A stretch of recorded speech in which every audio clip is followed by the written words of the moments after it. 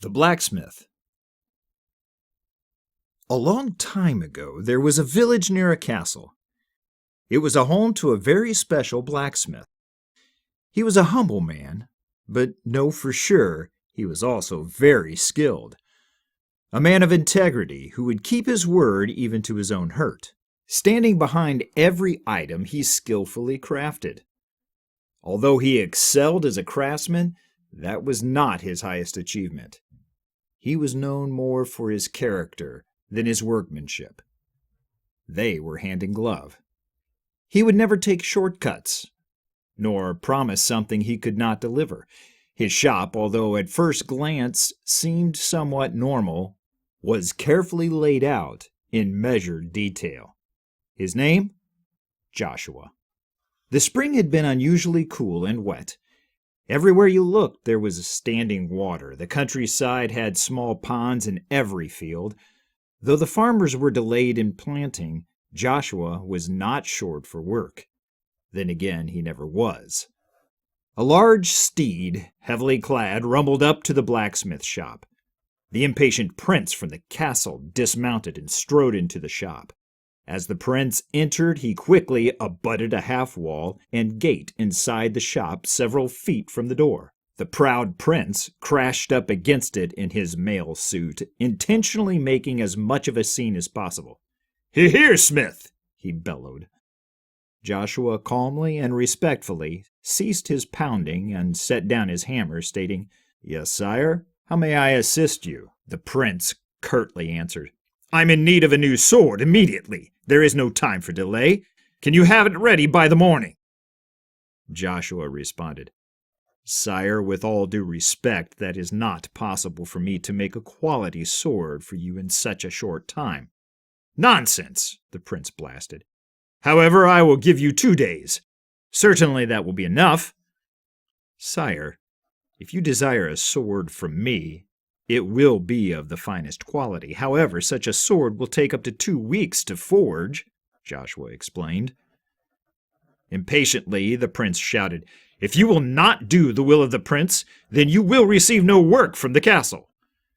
And with that he stormed out of the shop, mounted his steed, and headed to the other smith in the village. Although he was disappointed, Joshua quietly prayed and continued his work. Only a few days later, the tragic news of the death of the prince was announced. It wasn't long before the rumors had reached the small village of what happened.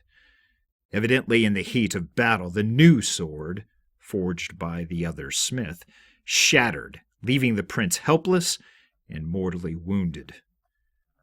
Shaking his head, Joshua whispered to himself, "If only he had the wisdom to wait. For those things worthwhile take invested time." As the sunshine began to dry up the countryside, the farmers sought the services of the blacksmiths for tools and implements. Work began to pile up. Joshua, however, never compromising, always kept the shop closed during the Sabbath.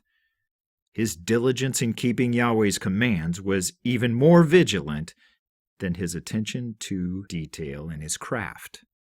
One morning, a farmer new to the area came to Joshua's shop, carrying a broken tool. As he entered, he stood looking at the half wall with the small gate. The shop looked more organized and cleaner than many of the smiths he'd seen. "Excuse me, Smith, do you have time to fix a plowhead?"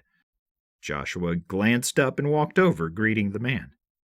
"Hello, my name is Joshua. I will be glad to fix your plow." Glancing down, he examined the plow. He continued, "I will not get to it until day after tomorrow, and it should be ready late in the day on Sunday." "Seems agreeable to me. And your charge?" questioned the farmer. "2 farthings, Joshua responded. "Agreed.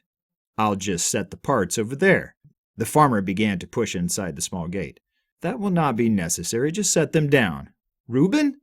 Within seconds, an energetic young man appeared behind the farmer. "Yes, sir," the young man said with a respectful and joyful smile. "Son, I would have you place those plow pieces over next to the goad." "Thank you." He then turned aside to some equipment away from the fire. Without hesitation, the young man said, "Excuse me, sir," and picked up the pieces and placed them at the far wall near a broken goad. As he reached the other side of the room, a very small girl walked into the shop and headed for the gate. Assuming the young girl was the smith's daughter, the farmer said, "Would you like me to open the gate for you, young lass?" "No," the little girl said wide-eyed. "Daddy said I supposed to wait till he says so." At that moment, Joshua turned swiftly around and said, "You are a wise and obedient daughter, and Yahweh promises you a long life because of it." The little girl gave the joyful big smile, knowing she had pleased her father, and said, "Mama says it's getting late and dinner will be ready soon." "Okay," Joshua said with a smile and continued, "The Sabbath is soon upon us. I'm looking forward to the rest and peace. Let Mama know we'll be there soon." The little girl happily skipped away. Joshua faced the farmer and said, "I must wrap things up and close down as Sabbath approaches." He picked up a sign near the door and hung it on the front side of the door. It read, "Closed. To remember Yahweh's Sabbath and to keep it set apart."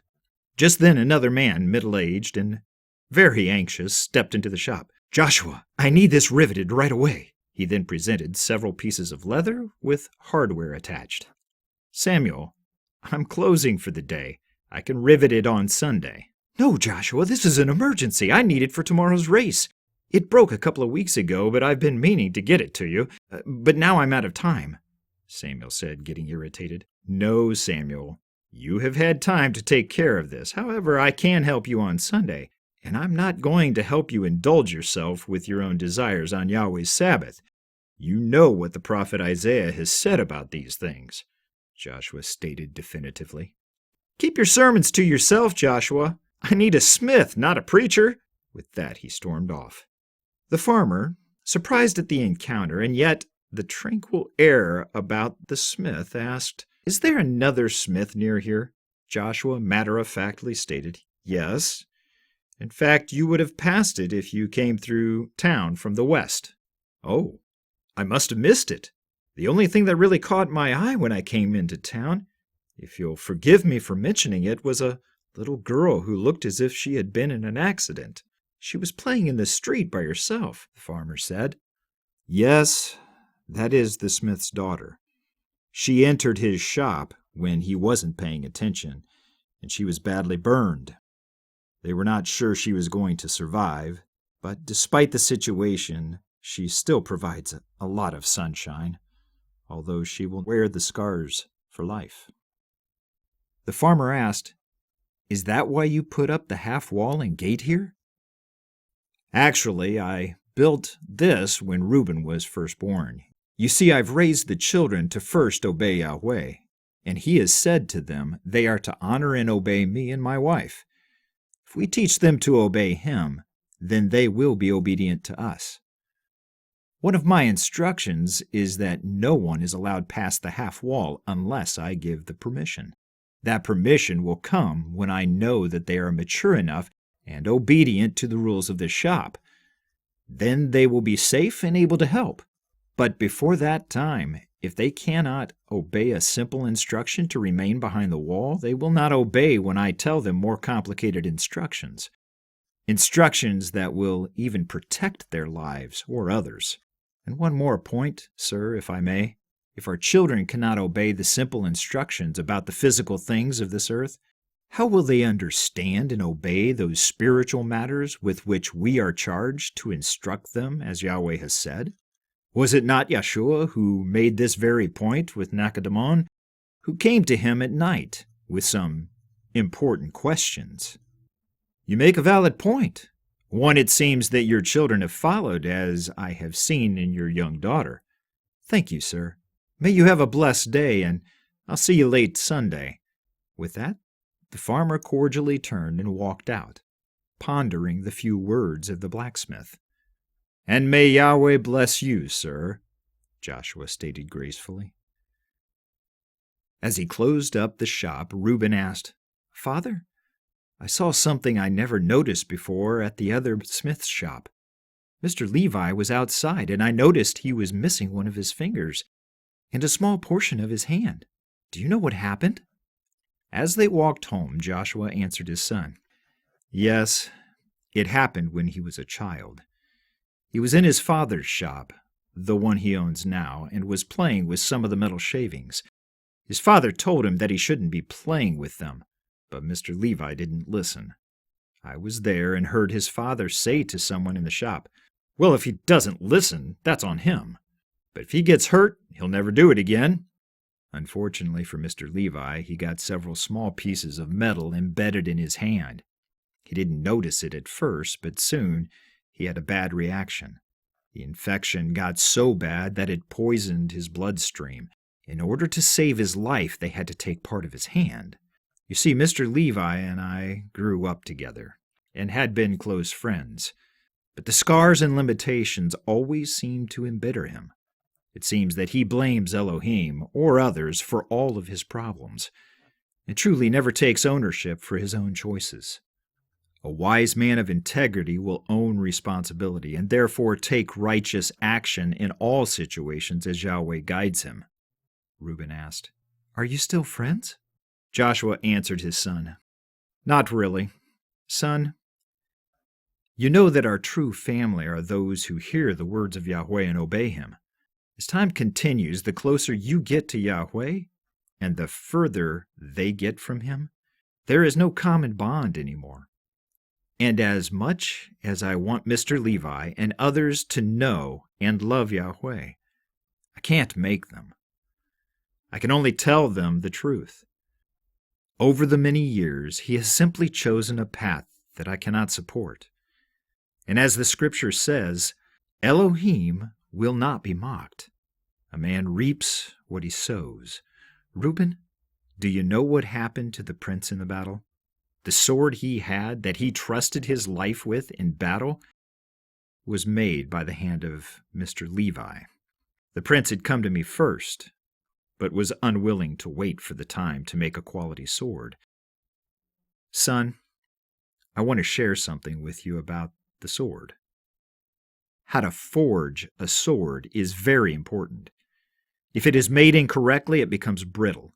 In battle, a brittle sword can cost your life. Would you put your life at risk with something that could fail when it really matters? A quality sword takes days, sometimes weeks to forge, heating, pounding, folding until all that is left is pure steel. Heating, cooling, oiling, sharpening, and polishing all must be done in their appropriate ways. This is not just a lesson in smithing, it is a lesson in life, Reuben. I want you to realize that in our lives it is Yahshua who is the blacksmith forging us. He applies the heat until we are red hot and pounds us on the steel anvil of those who have been forged before us. He takes the hammer of those tested and tried and strikes iron on iron to press us into a tool for his good use. He immerses us in water, oils, and then sharpens us. Sometimes the coals and heat are the trials of life that burn away the weaknesses of our hearts. He can also use the circumstances we face to pound us straight, so that our life is not twisted or bent. And when he is finished, the result is like a sword of the highest quality. A sword of such quality rarely even shows the slightest mar from being used. Even when struck against hard metal, it only slightly scratches the surface. The only thing that needs to be done for such a sword is careful sharpening of the finest edge. The sword itself will stand the test of time and age, Joshua said with a light in his eyes, as to say there is much more to the story. Have you ever made such a sword, Father? Reuben asked. Yes, a few. They take a great deal of effort. My hope is that they will not have to be used. My expectation is that they will not fail when they are, Joshua continued. Reuben, more than the greatest sword, my desire is to honor Yahweh by shaping my children into the chosen vessels he desires. And as you and your sister mature, Yahweh will forge you into the instruments of his choice. But hear me clearly, son. Unlike metal, you have a choice. The pounding of the blacksmith is required to shape the implement. However, if your heart is humble before Yahweh, and you are faithfully obedient, always putting His desires above your own, it may not require as many blows to shape your metal. The Scriptures are complete with many examples to show us the results of both the faithful and unfaithful people. They are, in comparison, like the brittle sword on which the prince counted and failed, and they are like the sword which I will show you.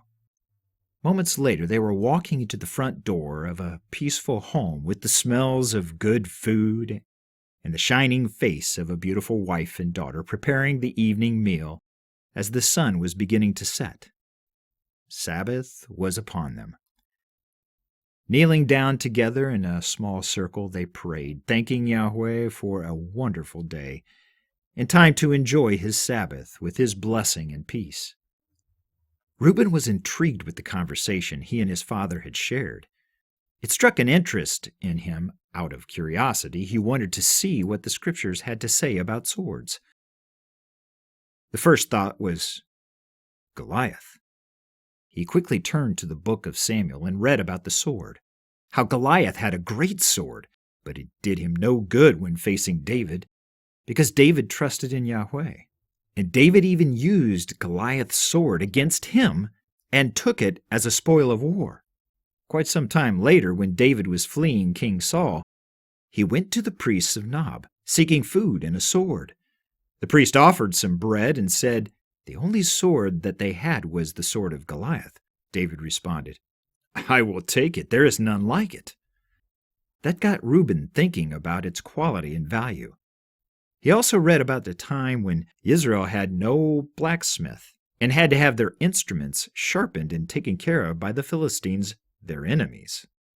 So many thoughts raced through his head about the significance of what that would mean for Israel. Then his thoughts jumped to the night when Yahshua was betrayed, and he had told the disciples that a time was coming when they would need a sword, and they stated that they had two. Within hours of that statement, Kepha was wielding one, probably at the traitor Judas, and he struck the servant of the high priest. Yahshua told them, "It is enough. Put away your sword." Reuben kept reading as instance after instance came to mind about the subject. Pondering these things carefully as one thought led to another, he looked forward to talking to his father about all that he had gleaned. As they talked later in the day, Reuben shared many different lessons and perceptions. His father added to them various insights of wisdom and maturity from Scripture to continue to sharpen his son. Then came the question, "Father, what about the sword you mentioned?" "Can I see it?" asked Reuben. Joshua turned around and headed to the corner of the room. Curiously, Reuben watched as his father stood facing the wall. He reached out his hand about waist high and touched what seemed to be just a knot in the wood-paneled wall. But to his surprise, a small door popped open, and his father reached carefully inside, pulling out what obviously was a sword wrapped in a beautiful blue cloth. With the quiet confidence of a father sharing with his son a chosen and special moment in time, a rite of passage, he said, "Reuben, carefully unwrap it and lay it on the table." Reuben was beyond intrigued with the whole situation. So many thoughts were racing in his head. How long had his father had this? How could I never notice the secret door? And he deliberately quieted his thoughts and followed his father's instructions. What a truly amazing sword, he thought to himself, as he carefully laid it on the table. "I don't think even the king's sword is so magnificent," he said with a respectful tone. Then he waited for his father to speak. "Reuben, I'm sure that you have many thoughts and questions. But the fact that you were able to overcome the curiosity, submit yourself to my instruction carefully, and now wait with patience quietly for me to explain, testifies that you are mature and ready to know about the sword," his father said with a great sense of joy. The conversation carried late into the night as Joshua explained to Reuben where the sword came from and the forging process through which it had come. It began 2 generations before. Joshua explained how his father and Mr. Levi's father were brothers.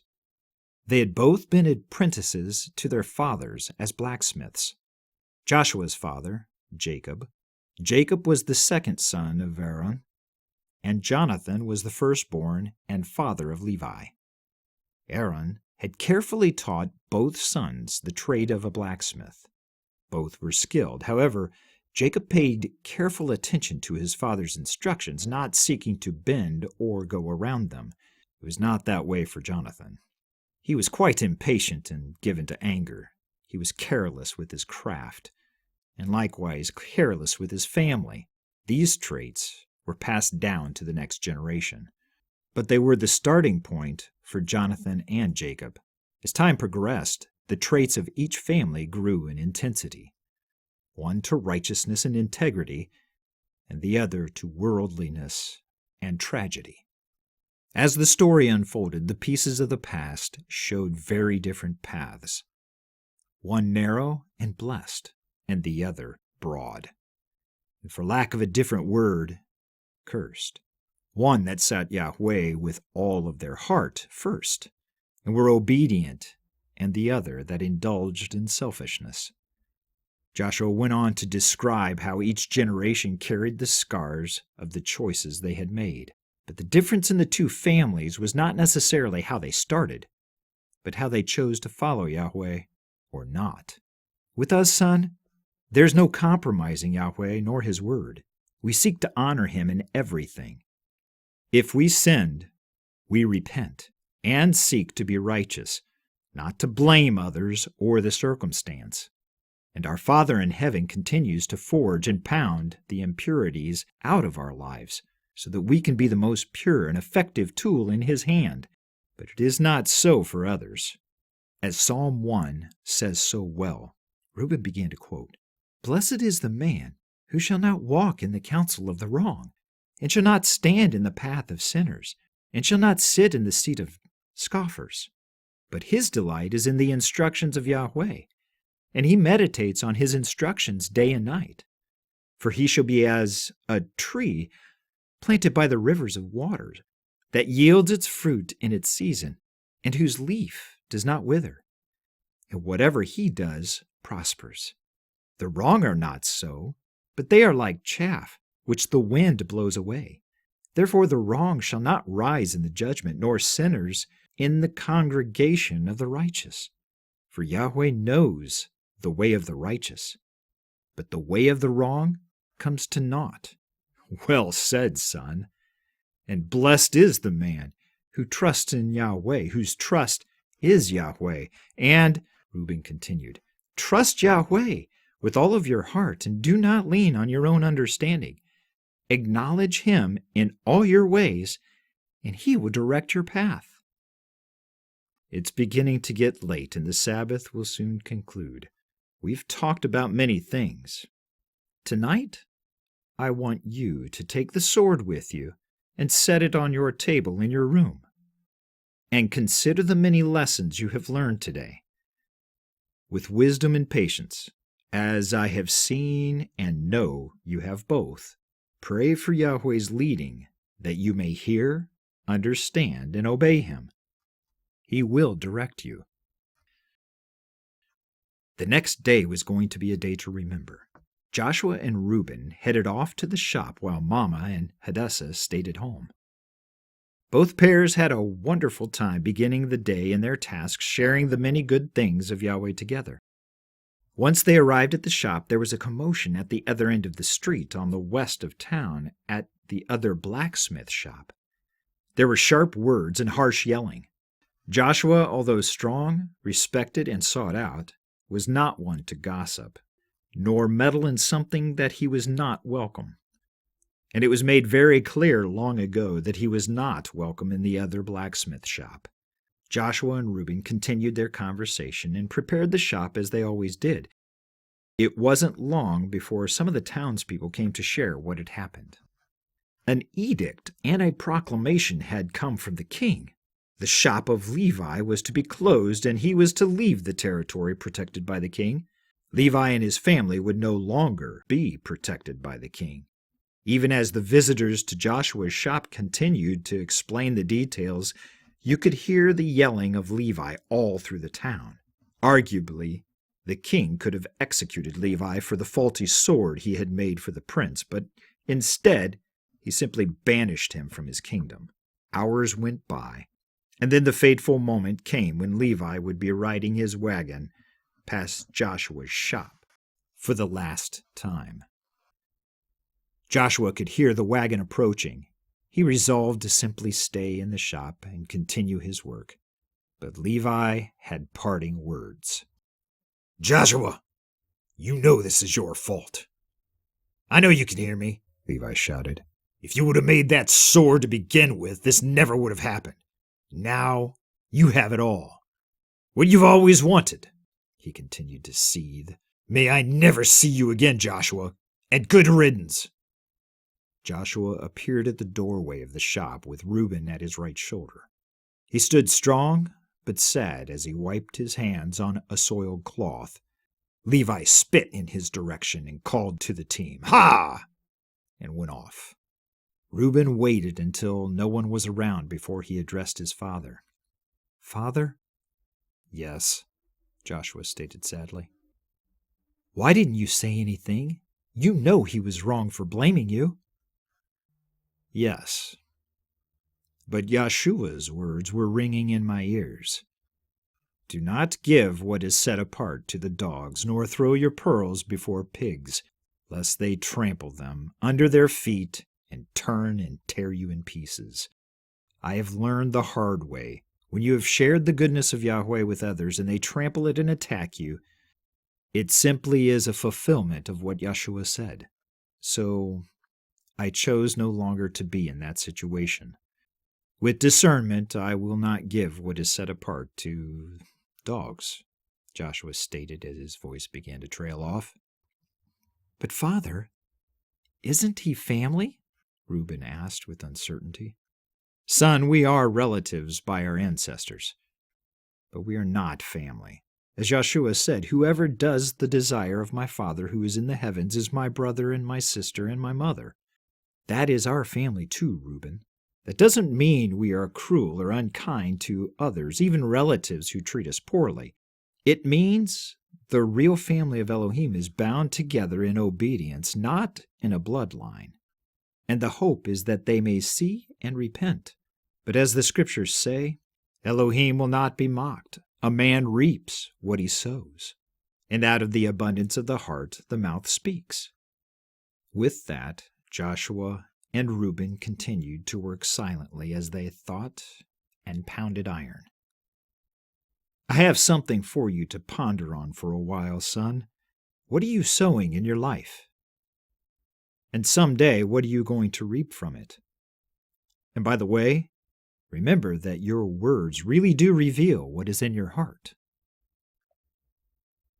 A few hours later, the farmer came ready to pick up his plow.